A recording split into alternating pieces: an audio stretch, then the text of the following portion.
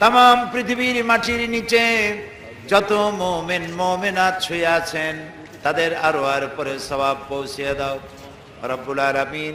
এ মাহফিলের আয়োজন যারা করেছেন আর শোনার জন্য যারা এসেছেন, কিয়ামতের দিন মুসিবতের সময় এ মাহফিল আমাদের সকলের জন্য নাজাতের ওসিলা বানিয়ে দিও আল্লাহ। ইয়া রব करम तू अगर करे वो बात दे जुबां को जो दिल पर असर करे। रब्बना तक़ब्बल मिन्ना इन्नका अंतस समीउल अलीम व तुब अलैना इन्नका अंतत तव्वाबुर रहीम। सुब्हान रब्बिका रब्बिल इज्जति अम्मा यसिफून व सलामुन अलल मुरसलीन वल्हम्दुलिल्लाहि रब्बिल आलामीन। जनाब सभापति, हज़रात उलमाए किराम, उपस्थित सम्मानित दीनदार भाईरा, पर्दार आड़ालेर मा ओ बोनेरा, सुप्रिय सांबादिक बृंद, अस्सलामु आलैकुम व रहमतुल्लाहि ताआला व बाराकातुहु। আমরা আল্লাহ তাআলার দরবারে লাখো কোটি শুকর আদায় করি যে মহান আল্লাহ তাবারক ও তাআলা আমাদেরকে খিলগাঁও ইসলামী পাঠাগার কর্তৃক আয়োজিত 28তম বার্ষিকী 3 দিনব্যাপী তাফসীরুল কোরআন মাহফিলের দ্বিতীয় দিনে ঐতিহাসিক পল্টন ময়দানে আমাদের হাজির হওয়ার তৌফিক এনায়েত করেছেন। আমরা বলছি আলহামদুলিল্লাহ। রব্বানা ওয়া আযীমে সুলতানিকা, মহান আল্লাহ তাআলার প্রশংসা করে নিলাম, কারণ তিনি যদি আমাদেরকে উপস্থিত হতে না দিতেন আমাদের পক্ষে সম্ভব ছিল না এখানে হাজির হওয়া। তিনি দয়া করে আমাদের জন্য পরিবেশ তৈরি করেছেন। আলহামদুলিল্লাহ। আমরা শুনতে এসেছি আল্লাহর কালাম। কি শুনতে এসেছি? আল্লাহর কালাম। এর থেকে শ্রেষ্ঠ সমাবেশ, এর থেকে বরকতপূর্ণ মাহফিল, বরকতপূর্ণ সমাবেশ আকাশের নিচে জমিনের উপরে আর একটিও হতে পারে না। কারণ এখানে আমরা আলোচনা করব রব্বুল আলামিনের কথা, আল্লাহ তাআলার কথা, আলোচনা করব নবী করিম সাল্লাল্লাহু আলাইহি ওয়াসাল্লামের কথা। হযরত আলী রাদিয়াল্লাহু তাআলা আনহু বলেছেন, মাজালিসুল ইলম হিয়া রাউদাতুম মিন রিয়াদিল জান্নাহ। যে জায়গাটিতে ইলম, জ্ঞান অর্থাৎ কোরআনের কথা, হাদিসের কথা চর্চা করা হয়, আলোচনা করা হয়, সে জায়গাটি জান্নাতের টুকরায় পরিণত হয়ে যায়। তো আমরা বেহেশতের বাগানে এখন বসে আছি। আলহামদুলিল্লাহ বলবেন না জোরে? এখানে যতক্ষণ বসবেন আপনার আমার প্রত্যেকটি শ্বাস এবং প্রশ্বাসের বিনিময় আমলনামায় 10 করে নেকি লেখা হতে থাকবে। কারণ এখানকার প্রত্যেকটি মুহূর্ত আল্লাহর জন্য নিবেদিত। সুবহানাল্লাহ বলুন। প্রিয় ভাই সব, আমরা আলোচনা করতেছিলাম সূরা কোন সূরা? আলহামদুলিল্লাহ মনে আছে আমাদের, তাই না? আল্লাহ যেন মনে রাখান, আমরা বলি আমিন। সূরা লোকমান, আমি গতকাল বলেছি তিনি কোনো নবী রাসূল ছিলেন না, তিনি ছিলেন জ্ঞানী। সেই জ্ঞানটা কে দিয়েছিলেন বলেন? আল্লাহ তাআলা দিয়েছিলেন। আল্লাহ বলেছেন আমি জ্ঞান দিলাম এই জন্য দিছি যাতে করে শুকরিয়া আদায় করো।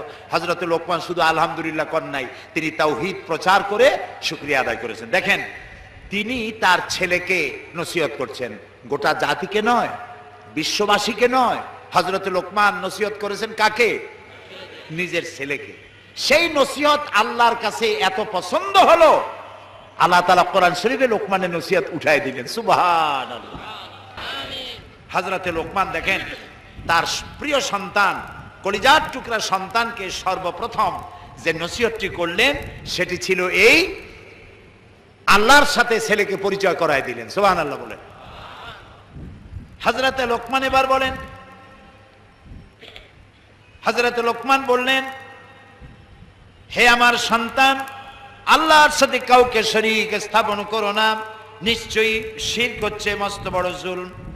এরপরে আল্লাহ তাআলা বলছেন, ওয়া ওয়াসাইনাল ইনসানা বিওয়ালিদাইহি হামালাতুহু উম্মুহু ওয়াহানান আলা ওয়াহানিন ওয়া ফিসালুহু ফি আমাইনি আনিশকুরনি ওয়া লিওয়ালিদাইকা ইলাইয়াল মাসীর। সুবহানাল্লাহ। লক্ষ্য করুন, খুব মজা পাবেন। হযরত লোকমান নসিহত করতেছিলেন কাকে? নিজের সন্তানকে। হযরত লোকমান নিজের সন্তানকে নসিহত করতেছিলেন। এখন হযরত লোকমানের নসিহত কিন্তু শেষ হয় নাই, এরই মধ্যে আল্লাহ তাআলা তার বক্তব্য শুরু করলেন। আল্লাহ তাআলা বললেন, ওয়াসাইনাল ইনসান, আমি, এখানে আমি কে? আল্লাহ। ওয়াসাইনাল ইনসান, আমি সমস্ত মানব গোষ্ঠীকে উপদেশ দিয়েছি কি? বিওয়ালিদাইহি, তারা যেন তাদের পিতামাতাকে সম্মান করে, ইহসান করে, উপকার করে। কারণ হামালাতহু উম্মুহু ওয়াহানান আলা ওয়াহনিন, তার মা তাকে গর্ভধারণ করেছে শ্রান্তির পর শ্রান্তি, ক্লান্তির পর ক্লান্তি সহকারে। ওয়া ফিসালুহু ফি আমাইনে, এবং ওই মা তাকে 2 বছর দুগ্ধ পান করিয়েছে। আনিশকুরলি ওয়ালিদাইকা, এবং এই পদ্ধতি এই জন্য যাতে করে সন্তান আমার প্রতি কৃতজ্ঞ হতে পারে এবং তার পিতামাতার প্রতিও যেন কৃতজ্ঞ হতে পারে। ইলাইয়াল মাসির, আর তোমাদের সকলকেই আমার কাছে ফিরে আসতে হবে। হযরতে লোকমান ছেলেকে নসিহত করতেছিলেন কি বিষয়ের উপরে? শিরকের উপরে। কিন্তু আল্লাহ তাআলা তিনি আনলেন পিতামাতার কথা। লক্ষ্য করেছেন শিরকের সাথে পিতামাতার সম্পর্ক কি? এটা একটু বোঝা কষ্ট। এটি বুঝতে গেলে এভাবে বুঝতে হবে যে হযরতে লোকমান তার সন্তানকে পরিচয় করাচ্ছিলেন কার সাথে? আল্লাহ রাব্বুল আলামিন খুশি হয়ে গেলেন। হযরতে লোকমানকে আল্লাহ তাআলা যে জ্ঞান দান করেছিলেন, সেই জ্ঞান দিয়ে হযরতে লোকমান নিজের সন্তানকে আল্লাহর তাওহীদের সাথে পরিচয় করাতেছিলেন। আল্লাহ খুশি হয়ে গেলেন। আল্লাহ তাআলা খুশি হয়ে যেন বললেন, লোকমান, তুমি তোমার সন্তানকে যেভাবে আমার সাথে পরিচয় করায় দিলে, এখন আমার দায়িত্ব হয়ে গেছে সন্তানকে পিতামাতার সাথে পরিচয় করাবার। এবার আমি পরিচয় করায় দেব সন্তানের সাথে মা বাপের সম্পর্কটা কি, সেটা বলে দেওয়ার দায়িত্ব আমার, যেমন তুমি তোমার সন্তানকে আমার সাথে পরিচয় করিয়েছো। সুবহানাল্লাহ, সুবহানাল্লাহ। এখানে মানুষের প্রধানতম ফরজ হচ্ছে আল্লাহর উপরে ঈমান এবং তার উপরে নিষ্ঠা এবং আনুগত্য প্রকাশ করা। এরপরেই শুরু হয় পারিবারিক কর্তব্য। এবং পারিবারিক জীবনের সব থেকে উচ্চ স্থান, সব থেকে বড় অধিকার কার? পরিবারে সব থেকে বড় অধিকার কার? মাতা পিতার। বলেন কার? মাতা পিতার। পবিত্র কোরআনে মাতা পিতার শুকরগুজারি এবং আনুগত্যের কথা আল্লাহ পাক নিজের ইবাদতের পরেই এই কথা বলেছেন।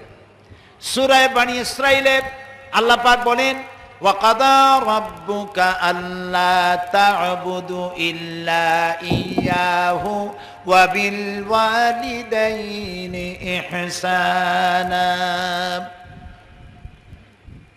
ওয়াকাদা রাব্বুকা, আপনার প্রভুর পক্ষ থেকে এটি চূড়ান্ত সিদ্ধান্ত হয়ে গেছে যে আল্লাহ তাআলার ইবাদত করার পর মা বাপের ইহসান করতে হবে।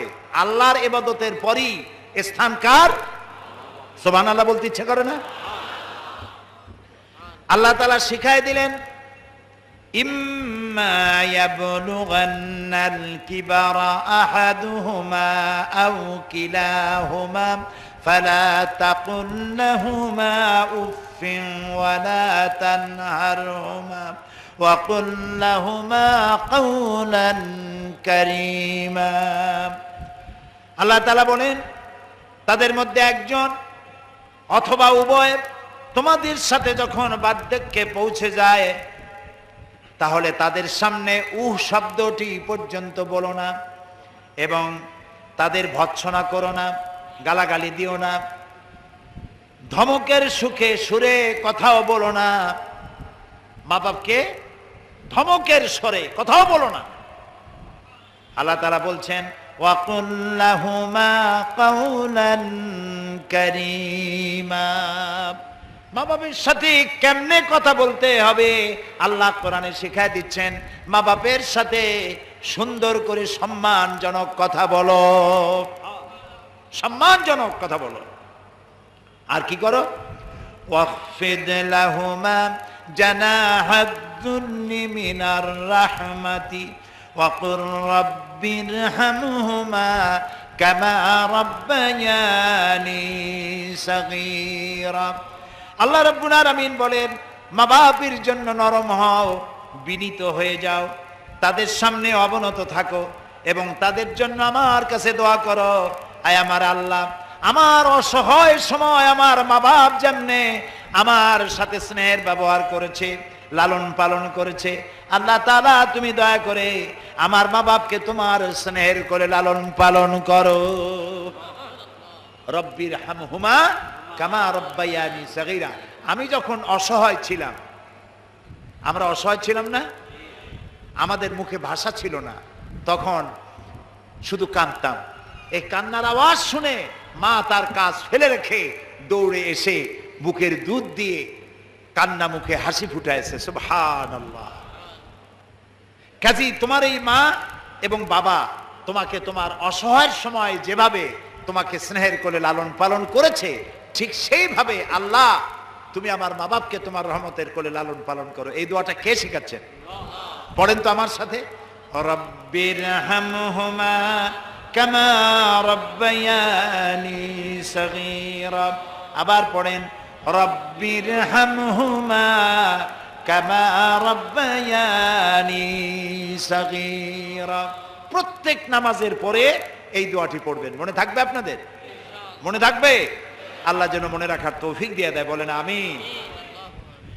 মাতা পিতার প্রতি এই ভালো ব্যবহার করতে হবে, দায় সারার জন্য নয়। এক পদের ব্যবহার তো দুই রকম হয়, একটা হলো আন্তরিকতার সাথে আর একটা হলো দায় সারা। আল্লাহ রাব্বুল আলামিন বলছেন, রব্বুকুম আ'লামু বিমা ফি নুফুসিকুম ইন তাকুনু সালিহিনা ফাইন্নাহু কানা লিল আওয়াবিনা গফুরা। তোমাদের রব তোমাদের মনের অবস্থা খুব ভালো করে জানেন।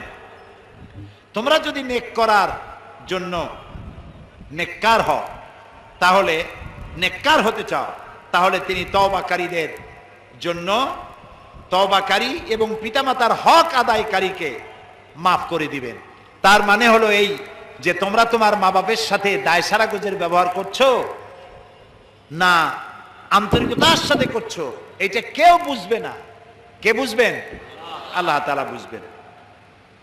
কারণ এক সময় আসবে যখন তুমিও তোমার মা বাপের মতো দুর্বল বয়স আসবে, তখন তোমার সন্তান, তুমি যদি মা বাপের সাথে ভালো ব্যবহার করে থাকো, তোমার সন্তানও তোমার সাথে ভালো ব্যবহার করবে।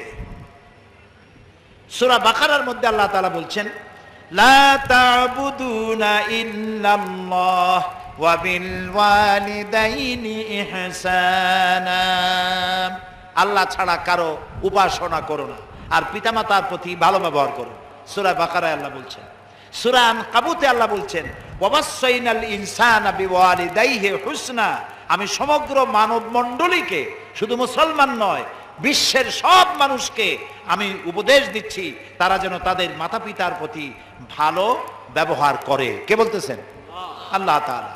সূরা কাহফে আল্লাহ বলছেন, ওয়াসাইনাল ইনসানা বিওয়ালিদাইহি ইহসানা হামালাতুহু উম্মুহু কুরহা ওয়া ওয়াদাআতুহু কুরহা ওয়া হামলুহু ওয়া ফিসালুহু 30 শাহরা।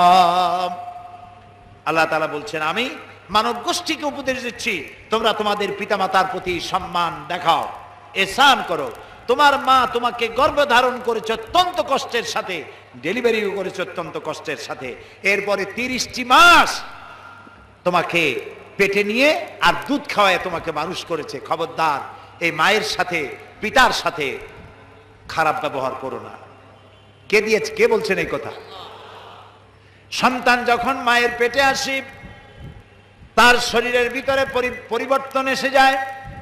মা ঘুমাতে পারে না রাতের বেলায়, মায়ের ঘুম আসে, সন্তান মাথা দিয়া হাঁটু দিয়া পা দিয়া গুতা মারে, মা ঘুমাইতে পারে না। আল্লাহর নবী বলেছেন মা যে ঘুমাতে পারলো না, কষ্ট হলো। যতদিন এই অবস্থা গর্ভধারিণী মায়ের চলতে থাকে ততদিন পর্যন্ত রাত জেগে জেগে যে ইবাদত করলে যে সওয়াব হতো, আল্লাহ রাব্বুল আলামিন ওই সওয়াব মায়ের আমলনামায় লিখে দিবেন। মা যে খেতে পারে না, সন্তান পেটের ভিতর আছে, ক্ষুধা লাগে, মুখে রুচি নাই, আল্লাহর নবী বলেন এই অবস্থা যতদিন থাকবে ততদিন পর্যন্ত রোজা রাখলেই যত সওয়াব হতো আল্লাহ পাক সেই সওয়াব মায়ের আমলনামায় দিয়ে দিবে। এই কষ্ট যে মা তোমাকে নিয়ে করলো, যখন ডেলিভারি হয় মায়ের, সেই কষ্ট তো ডেলিভারি যিনি করেন সে মা ছাড়া বুঝবার মতো ক্ষমতা পৃথিবীর কারো নাই। এই কষ্ট,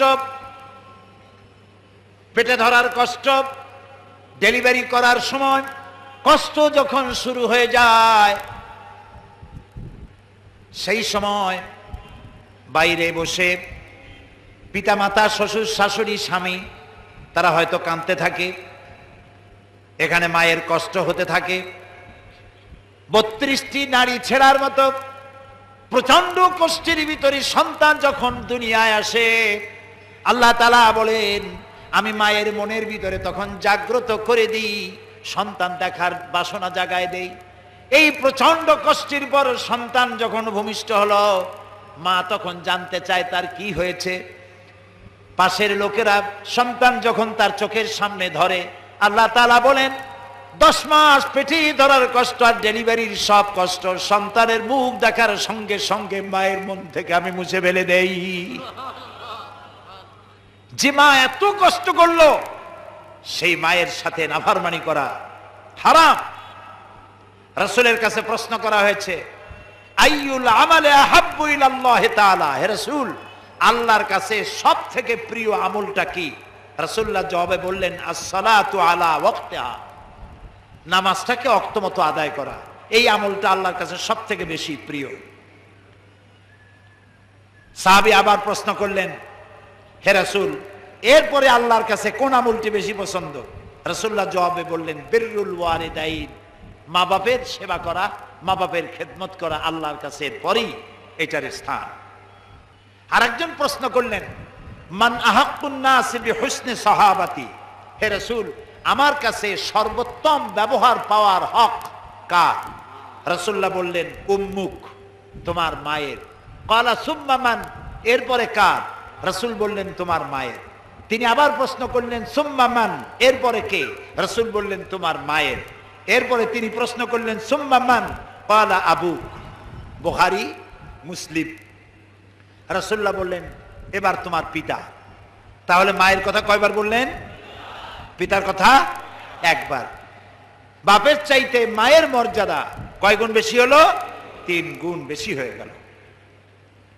প্রিয় ভাই সব, বুখারী শরীফের আরেকটি হাদিস, হযরত আব্দুল্লাহ ইবনে আমর রাদিয়াল্লাহু তাআলা আনহুমা তিনি বলছেন যা রাজুলুন ইলান নবী সাল্লাল্লাহু আলাইহি ওয়াসাল্লাম ফাস্তাযানাহু লাহু ফিল জিহাদ ফাকালা আহাইয়ুন ওয়ালিদাক আহাইয়ুন ওয়ালিদাক ক্বালা নাআম।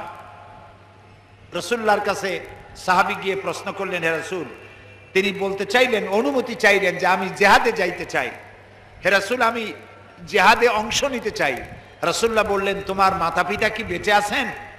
তিনি বললেন আছেন।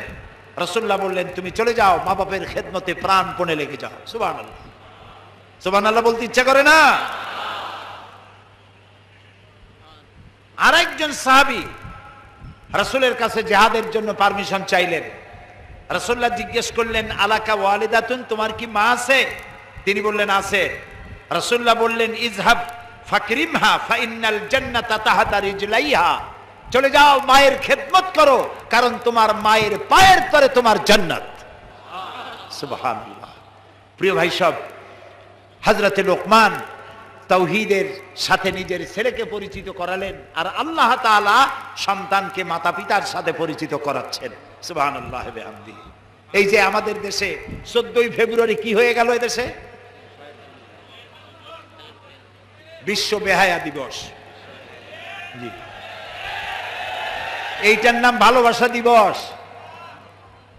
এই দিবস আমাদের জন্য নয়, এইটা যারা করেছে তাদের, ওদের জীবনে ভালোবাসা নাই। ইউরোপ আমেরিকা আবিষ্কার হয়েছে ভ্যালেন্টাইন ডে, এটার সাথে মুসলমানের কোনো সম্পর্ক নাই, ওদের ভালোবাসার কোনো সম্পর্ক নাই। আমার নিজের চোখে দেখেছি মা তার সন্তানকে পুশ চেয়ারে করে ঠেলে নিয়ে যায় আর কুত্তার বাচ্চা কোলে নিয়ে হাঁটে, বুকের দুধ খাওয়ায় না বাচ্চাদেরকে। সেই বাচ্চা মাকে ভক্তি করবে কেন? মা তার বাচ্চারে ভালোবাসে না, বাচ্চা বড় হয়ে মায়েরে ভালোবাসে না। যখন বুড়া হয়ে যায় তখন ছেলে যখন বড় হলো গার্লফ্রেন্ড নিয়ে চলে গেল, মেয়ে যখন বড় হলো বয়ফ্রেন্ড নিয়ে চলে গেল, বুড়া বুড়ি খালি হয়ে গেল, এখন আর কেউ নেই। যখন বুড়া হয়ে গেছে সরকার ওদের জন্য ওল্ড পিপল সেন্টার করেছে, বুড়া বুড়ি ওখানে থাকে। আমি ওইটার নাম দিয়ে আসছি বুড়া বুড়ির এতিমখানা, ওইখানে তারা থাকে। ছেলে আর মেয়েরা 25শে ডিসেম্বর বড়দিনে তারা বাপ মাকে একটা কার্ড পাঠায়, বাপ আর মা কার্ডটা নিয়ে বন্ধুদের দেখায় আমার সন্তান আমাকে মনে করেছে। এই হলো ওদের ভালোবাসা। এই ভালোবাসা ওদের জন্য।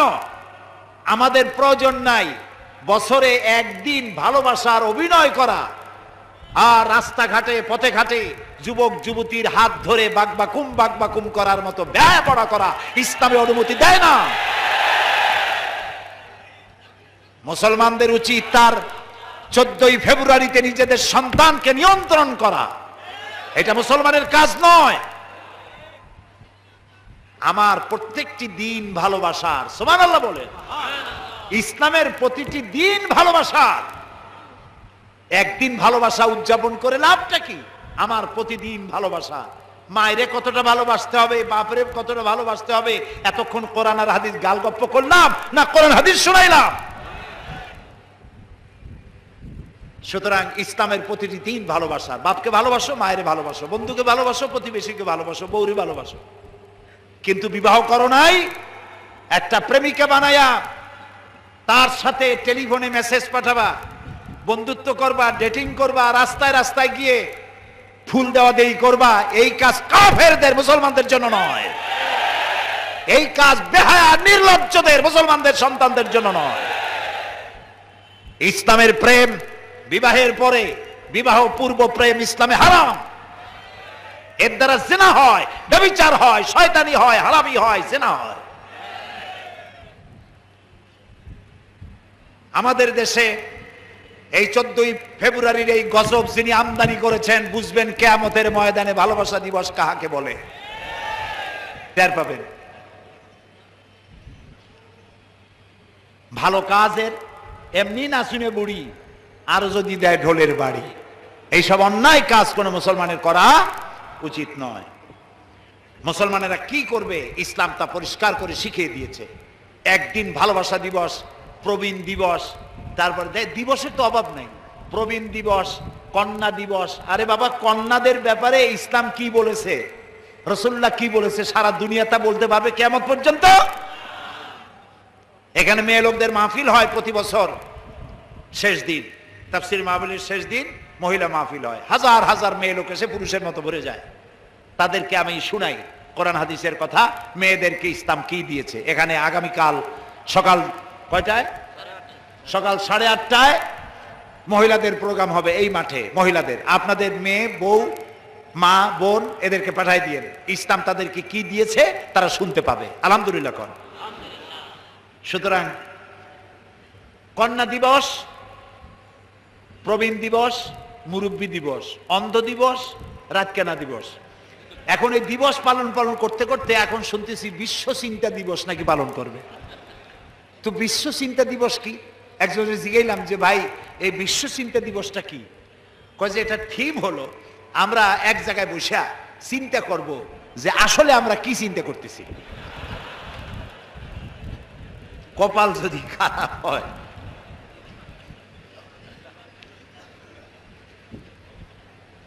বেশি করে কোরআন হাদিস যদি আমাদের ছেলে মেয়েরা বোঝে, পড়ে, আল্লাহ রহমত হবে। আলহামদুলিল্লাহ কর। আমাদের দেশের ছেলেরা সোনার ছেলে, ছেলেরাও ভালো, মেয়েরাও ভালো, কিছু দুষ্ট লোক এইসব হাবিজাবি আমদানি করে ছেলে মেয়েগুলিকে খারাপ করে দিয়েছে। এই জন্য আপনাদেরকে লক্ষ্য রাখতে হবে। এই যে সাইবার ক্যাফে না কি হয়েছে একটা, হ্যাঁ, এই শহরে আছে না সাইবার ক্যাফে, বোঝেন না কেন? পত্রিকায় প্রায় দেখি সাইবার ক্যাফে ব্রাউজিং করতে যায় কপালের সারা। ওইখানে যাইয়া ছোট্ট ছোট্ট রুম বানানো, সেইখানে বসে কম্পিউটার শেখার নামে ব্লু ফিল্ম দেখে। কোথায় যাচ্ছে দেশ? কম্পিউটারের ভেতরে, মোবাইলের মধ্যে সাইবার ক্যাফের নাম করে দেশের উঠতি যুবক যুবতীগুলিকে জাহান্নামের খোরাক বানিয়ে দিচ্ছে। সরকারকে সব দিকে নজর রাখা দরকার, কড়া নজর রাখা দরকার। এগুলি যারা করে তাদেরকে প্রচন্ড শাস্তি দেওয়া দরকার, যারা আমাদের উঠতি বয়সের যুবকদেরকে ধ্বংস করে দিচ্ছে। রাস্তায় রাস্তায় যে সমস্ত ব্লু ফিল্মের কি বলে পর্নোগ্রাফি পত্রিকা বিক্রি হয়, ইন্ডিয়া থেকে নাকি এগুলি বন্যার পানির মতো আমদানি হয়, পত্রিকায় দেখি। ফেরি করে করে রাস্তার পাশে পাশে বসে বসে এগুলি নাকি বিক্রি করে 200 টাকা 300 টাকা দামে হাবিজাবি পত্রিকাগুলি। পুলিশ থাকে কোথায়? এদেরকে ধরা দরকার, গাছের সাথে ঝুলাইয়া পিটানো দরকার। এমন পিটানো দরকার অন্তত 6 মাসের মধ্যে বাপের নাম কি তা যেন মনে না আসে।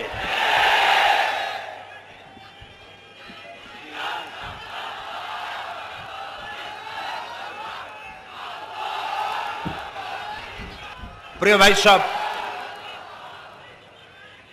মা বাপের আনুগত্য যারা করে, হাদিস শোনেন, হাদিস, সুবহানাল্লাহ বলে, মা বাপের আনুগত্য যারা করে তাদের সম্পর্কে রাসূলুল্লাহ বলছেন, আন ইবনে আব্বাস রাদিয়াল্লাহু তাআলা আনহুমা قال قال رسول الله صلى الله عليه وسلم من اصبح مطيعا لله في والديه, যে ব্যক্তি মাতা পিতার সম্পর্কিত আল্লাহর নাজিলকৃত হেদায়েত মানা অবস্থায় সকাল করলো, আসবাহা লাহু বাবানে মাফতুহানে মিনাল জান্নাহ, ওই সন্তানের জন্য সকাল বেলায় আল্লাহর জান্নাতের 2টা দরজা খোলা হয়ে যায়।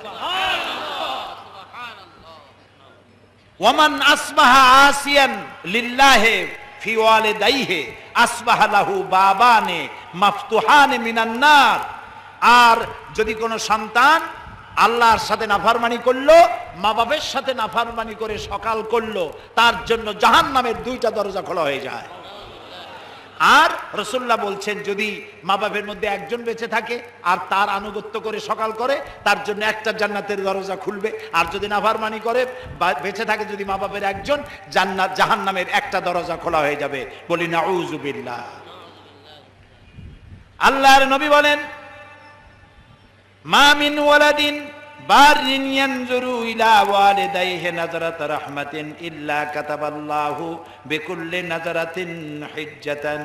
আল্লাহ তাআলা বলেন হিজ্জাতাম মাবরুরাতান। আল্লাহর নবী বলেন, যদি কোনো সন্তান, কোন সুসন্তান তার পিতা মাতার প্রতি মহব্বতের নজরে, ভক্তির নজরে যদি একবার তাকায়, আল্লাহর নবী বলেন ওই সন্তানের আমল নামায় একটা কবুল নফল হজের সওয়াব লেখা যাবে। অন্তত 50,000 টাকা খরচ করে উমরা করতে যাবেন, নফল হজ করতে, 50,000 টাকার একটা নফল হজ আদায় করলে যে সওয়াব হবে, মা বাপের দিকে ভক্তির নজরে একবার তাকালে সেই সওয়াব হবে। একজন সাহাবী প্রশ্ন করলেন, ইয়া রাসূলুল্লাহ, কোন সন্তান যদি মা বাপের দিকে দৈনিক 100 বার তাকায় তো কি হবে? আল্লাহর নবী বলেন, আল্লাহর নিয়ামতের ভান্ডারে কোনো অভাব নাই।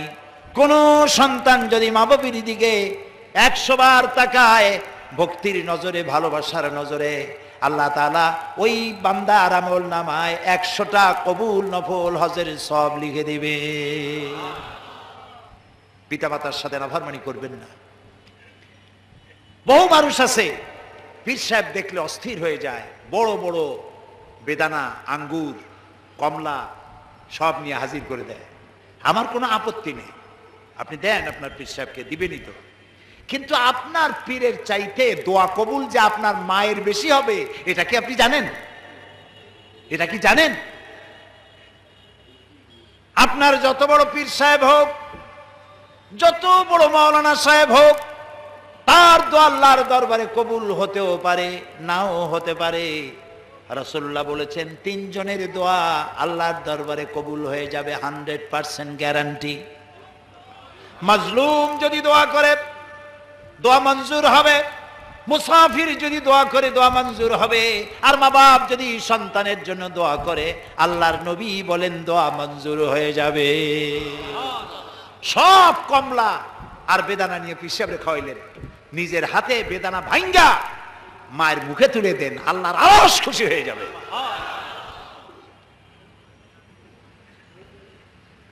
খারাপ লাগে শুনতে না ভালো লাগে?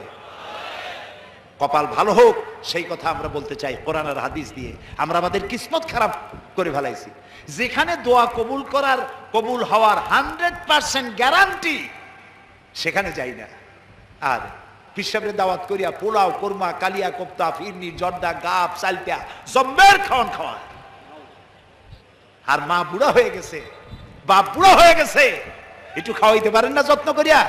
বরং বলে বাপ বুড়া হয়ে গেছে, মা বুড়ি হয়ে গেছে, আগের মতো রোজগার করতে পারে না, মায়ে আগের মতো কাম করতে পারে না, বাপে আগের মতো রোজগার করতে পারে না। কয় বুড়া মরে না কে, বুড়ি মরে না কে?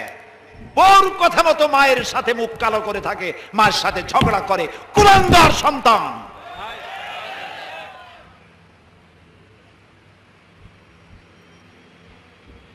বুড়ি মরে না কেন? এই বুড়ি তোমার যখন অসুখ হয়েছিল ডাক্তারও সারতে পারে না, তোমার মা ডাক্তার ওষুধ দিয়ে বাড়ি গিয়া ঘুমাইছে, তোমার বাবাও ঘুমিয়েছে, তোমার মা তোমার শিওরে বসে বসে রাত কাঁদছে আর বলছে আল্লাহ আমার জীবনের বিনিময়ে আমার বাসারে বাঁচায় দাও, আমার সন্তানটারে বাঁচায় দাও। যে মা কানলো আর বললো আল্লাহ আমার জীবনের বিনিময়ে আমার সন্তানটারে বাঁচাও, আর তুমি আজ বলছো বুড়ি মরে না কেন? কত বড় কপাল পোড়া, বেঈমান, নাফরমান। প্রিয় ভাই সব, হৃদয়ের সবটুকু আবেগ উজাড় করে দিয়ে বলছি, আমি পীর সাহেবদের বিরোধী নই, আমি নিজেও পীরের সন্তান। আমার আব্বা আমার চাচা দুজনই ফুরফুরা মুজাদ্দিদে জামান হযরত আবু বকর সিদ্দিকী রাহমাতুল্লাহ আলাইহির খলিফা, তাদের হাজার হাজার মুরিদ আছে। পীর মুরিদি আমিও করতে পারতাম, পীর মুরিদি শুরু করলে মুরিদের বাজার আমার কম গরম হইতো না বাংলাদেশে। আমি পীর বিরোধী নই, আমি আমাদের অভ্যাসে কিছু অভ্যাস খারাপ হয়েছে সেগুলিকে সংশোধন করতে চাই। পীরকে হাদিয়া দেন, দাওয়াত দেন, আমার কি আপত্তি তাতে? আমার আপত্তি দোয়া কবুল হবে যেখানে, সেখানে তো যাই না। যেখানে কবুল হওয়ার সম্ভাবনা কম হইতেও পারে, নাও হইতে পারে, সেইখানে সব পরিশ্রম, সেই জায়গায় যাইয়া পাও চাটেন, পায়ের উপরে কদম মুসিদ দিয়ে পড়ে থাকেন কেন? মা খাটের উপরে শোয়া আছে, খাটের নিচে আপনি বসেন, মায়ের পায়ের তলায় চুমা খান, জাহান্নাম হারাম করে দিবেন আল্লাহ তাআলা। পিতামাতার আনুগত্য করুন, ভালোবাসুন। কোরআন এবং হাদিসের শুধু মা বাপের কথা যদি বলতে থাকি রাত ফুরিয়ে যাবে, শেষ করতে পারবো না। প্রিয় ভাই সব, আল্লাহর নবী মসজিদে নববীতে বসে আছেন, সাহাবায়ে কেরাম সামনে বসা। একজন বুড়ি মসজিদে প্রবেশ করলেন, হযরতে নবীজি দাঁড়ায় গেলেন। কাছে আসার পর নবীজি গায়ের চাদরটা বিছায় দিলেন। সাহাবায়ে কেরাম অবাক হয়ে দেখতে লাগলেন। বুড়ি যখন চলে গেলেন, সাহাবীরা জিজ্ঞেস করলেন, ইয়া রাসূলুল্লাহ, একজন মেয়ে লোকের জন্য আপনার নিজের গায়ের চাদর বিছায় দিলেন, কিছুই বুঝতে পারলাম না। আল্লাহর নবী বলেন, সাহাবীরা তোমরা চিনতে পারো না এই মহিলাকে? আমি আমার মায়ের যত্ন পাই নাই, মায়ের কোলে কাখে চড়ে মায়ের দুধ খেয়ে বড় হয় কেমনে, ওই যত্ন আদর আমার কিসমতে হয় নাই। যে মায়ের কোলে কাকে চড়ে, যে মায়ের বুকের দুধ খেয়ে আমি বড় হয়েছি, ইনি আমার সেই দুধ মা হযরতে হালিমাতুস সাদিয়া। সময় মতো এক ফোঁটা দুধ যদি তোমার গলায় না ঢুকতো, তুমি গলা শুকিয়ে মরে যেতে। এই তোমার মা, সুবহানাল্লাহ। হাজারো কাজ ফালায় দেয়, সন্তান কান্দে। আমি চিন্তা করি আল্লাহ কত দয়া দিয়েছেন মেয়ে লোকের কলিজায়, সুবহানাল্লাহ। পুরুষের পেটে যদি বাচ্চা হইতো, এরকম যদি নিয়ম থাকতো, বাচ্চা দুনিয়া আসার সাথে সাথে ঠ্যাং ধরে আসার মাত্র পেটের মধ্যে এত নড়ছিলি কেন? রান্না বান্না করিয়া মায় সকলের খাওয়াইয়া মা সকলের শেষে খায় না আগে খায় বলেন? সবাই শেষে খায়। তারপরে বাচ্চা কাঁদতেছে, বাচ্চাটারে কোলে নিয়ে খাইতে বসছে, ক্ষুধার্ত পেট, কোলের মধ্যে পায়খানা করে দিয়েছে বাচ্চা। পুরুষে হইলে তো গলা চাপিয়ে ধরত। হাসতেছেন। আর মা থাপ্পড়ও দিল না, গালিও দিল না, বাচ্চাটারে কোলে নিয়ে বাইরে চলে গেল, পায়খানা পেশাব সাফ করলো, বাচ্চাটার মুখে একটা সুবা দিয়ে আবার খাইতে বসলো। তোমার বউর দিকে তাকায় দেখো, তোমার বউ তোমার সন্তানটা নিয়ে কি করে, তোমার মা তোমার নিয়ে এইটা করছিল।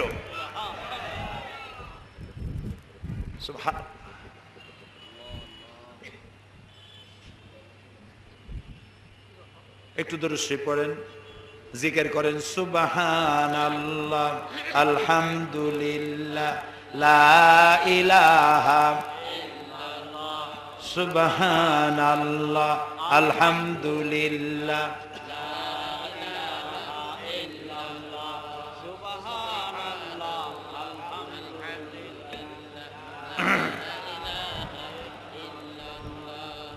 প্রিয় ভাই সব, আরেকটি হাদিস عن أبي هريرة رضي الله تعالى عنه عن النبي صلى الله عليه وسلم قال رغم أنفه ثم رغم أنفه ثم رغم أنفه। রাসূলুল্লাহ বলছেন, হযরত আবু হুরায়রা হাদিসটি বর্ণনা করছেন, রাসূলুল্লাহ বলছেন, সেই ব্যক্তি অপমানিত হোক, সেই ব্যক্তি অপমানিত হোক, সেই ব্যক্তি অপমানিত হোক। কিলা মান ইয়া রাসূলুল্লাহ, তারা প্রশ্ন করলেন, হে রাসূল আপনি কার সম্পর্কে বলছেন? রাসূলুল্লাহ বলছেন, মান আদরাকা ওয়ালিদাইহি ইনদাল কিবারে আও আহাদুহুমা সুম্মা লাম ইয়াদখুলিল জান্নাহ। আল্লাহর নবী বলেন, আমি ওই সব লোকদের কথা বলি যারা পিতামাতা দুইজন অথবা দুইজনের একজনকে নিজের জীবদ্দশায় পেল আর তাদের খেদমত করে নিজের জন্য জাহান্নাম হারাম করতে পারলো না, তার মতো হতভাগ্য পৃথিবীতে আর কেউ নাই। নিজের জন্য জান্নাত ওয়াজিব করতে পারলো না আর জাহান্নাম হারাম করতে পারলো না, ওর মতো হতভাগ্য আর কেউ নাই। হযরতে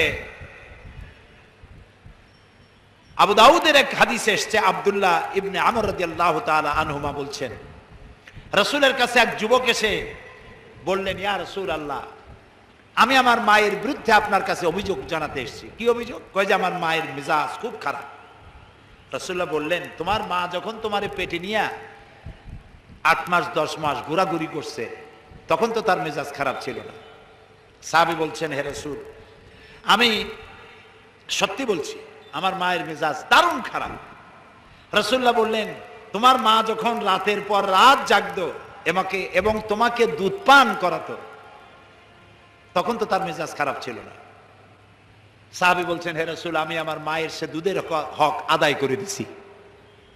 কিভাবে?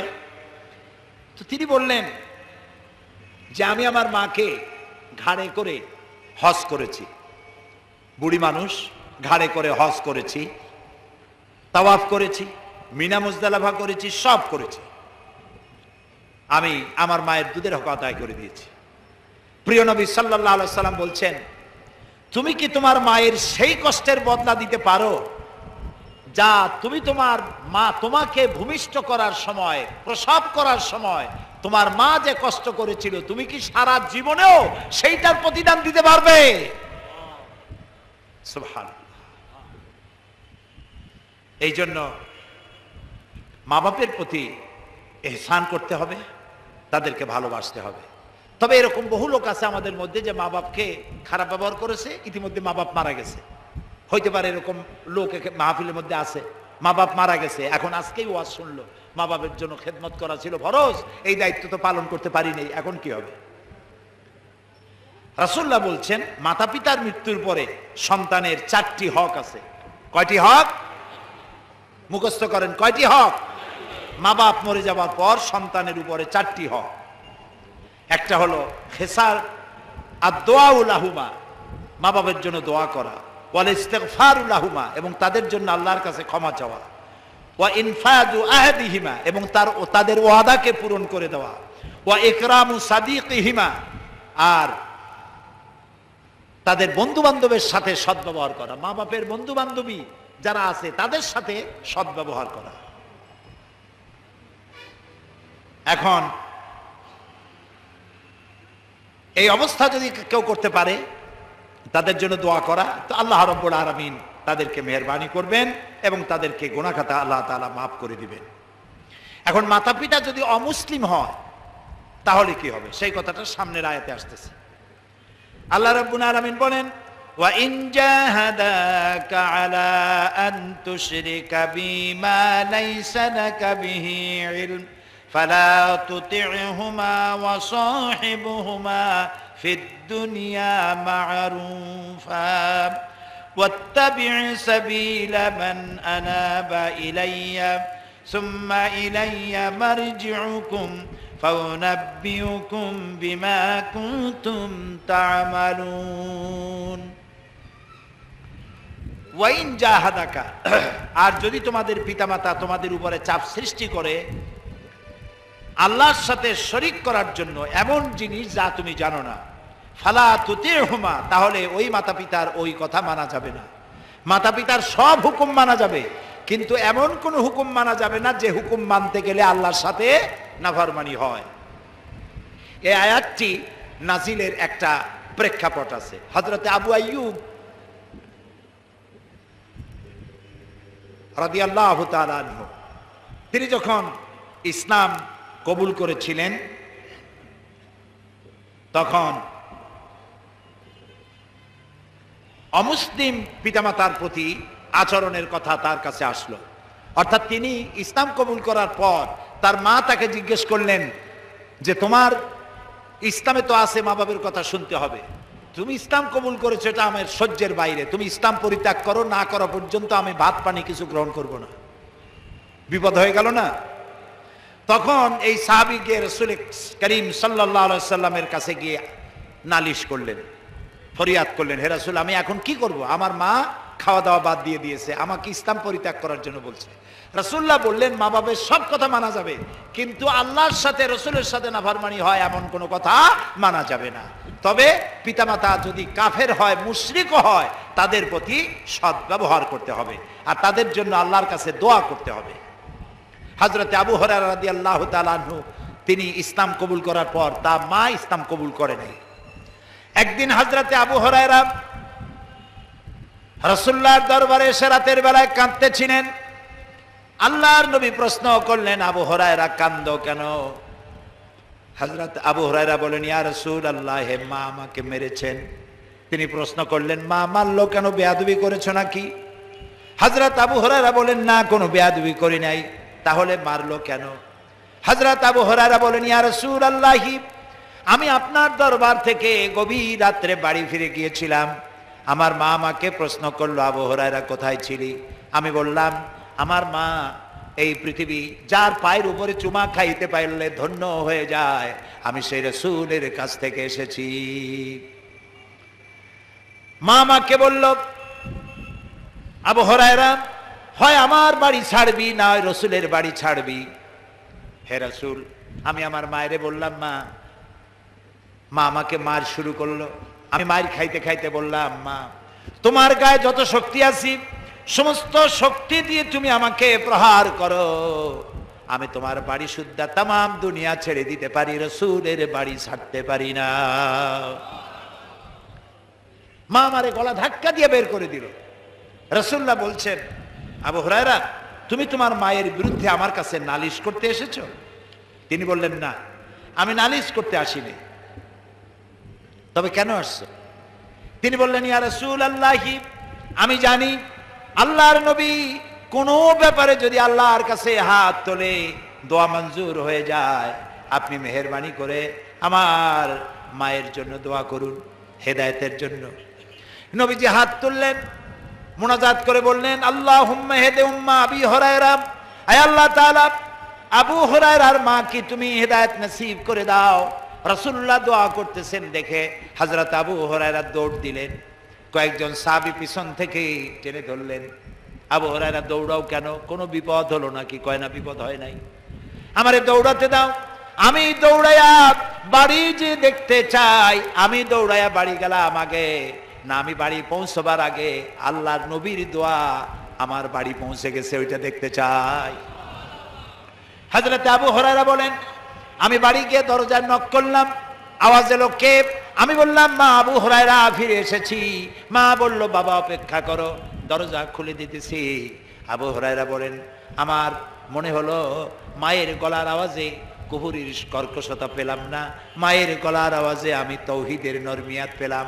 আমার মনে হলো রাসূলের দোয়া আমি বাড়ি যাওয়ার আগে আল্লাহর আরশে পৌঁছে গেছে।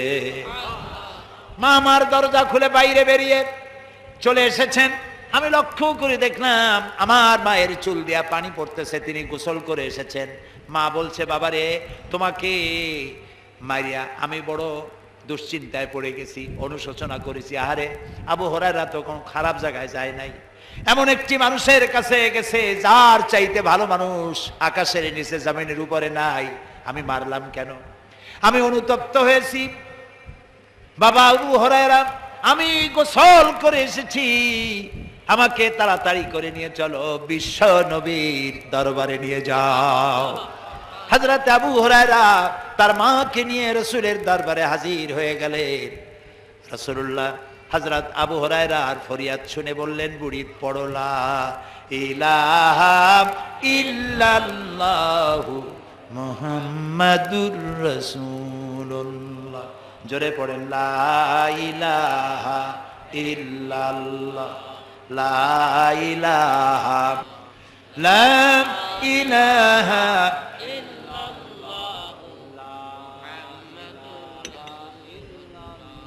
প্রিয় ভাই সব, সুতরাং মা বাপের সাথে মা বাপের সব হুকুম মানতে হবে, কিন্তু আল্লাহর সাথে নাফরমানি হয় এমন কোন হুকুম মানা যাবে না।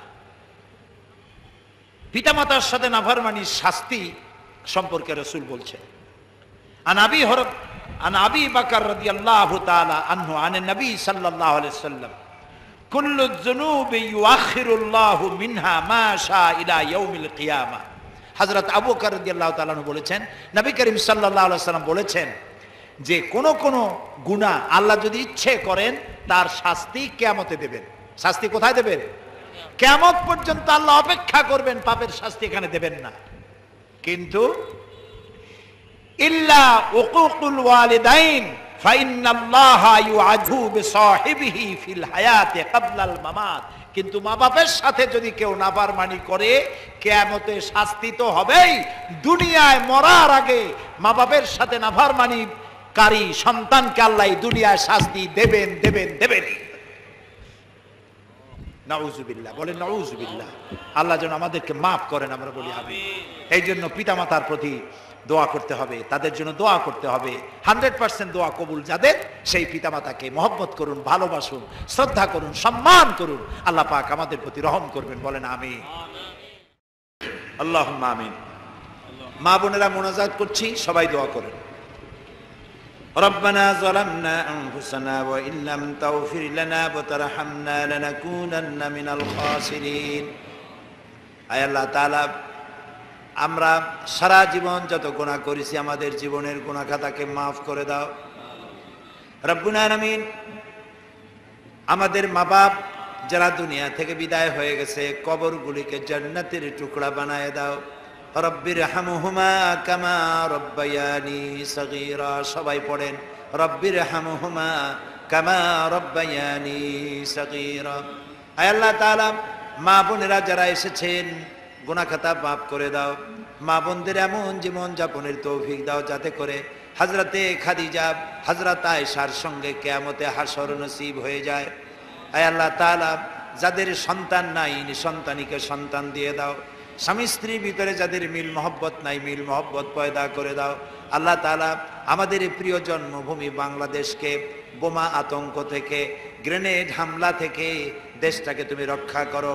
যেসব শয়তানেরা, যেসব পশুরা বোমা মারা আর গ্রেনেড হামলা করার কাজগুলি করে, আল্লাহ তাআলা তুমি তাদের হেদায়েত করে দাও। যদি ওদের কপালে হেদায়েত না থাকে, গজব দিয়ে লানত দিয়া ওদের হাত থেকে আল্লাহ তুমি বাংলাদেশ বাঁচাইয়া দাও। রব্বুল আলামিন ইসলামী পাঠাগারকে তোমার দরবারে কবুল করে নাও।